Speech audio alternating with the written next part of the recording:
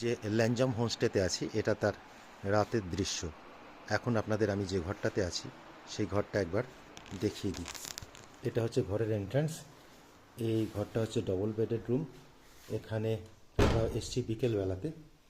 এখানে একটা উইন্ডো রয়েছে কার্টেন দেওয়া। এখানে ওয়ার্ড্রপ রয়েছে, এর মধ্যে ব্ল্যাঙ্কেট আছে আর পিলো আছে।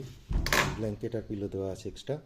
এখানেও একটা উইন্ডো আছে। এখানে ইন্টারকম চার্জিং সকেট আছে মোট 8খানা। এখানে ডবল বেড আছে, এখানে ইজিলি 3জন থাকতে পারবে। এখানে একটা সেন্টার টেবিল দেওয়া আছে, দুটো বসার চেয়ার, টিভি এগুলো রয়েছে। এখানে একটা বিগ সাইজ মিরর রয়েছে, যথেষ্ট বড় সাইজের ফুল ফ্রেমের মিরর।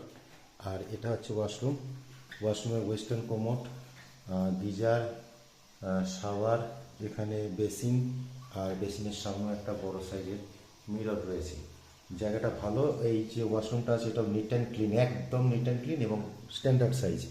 আর ঘরটা কিন্তু যথেষ্ট স্পেসিয়াস। এখানে 2খানা কিং সাইজ বেড থাকতে পারে, এতটাই বড় ঘর। ঘর নিয়ে কোনো কথা হবে না, ওয়াশরুম নিয়েও কোনো কথা হবে না। আর খাবার দাবার খুব ভালো।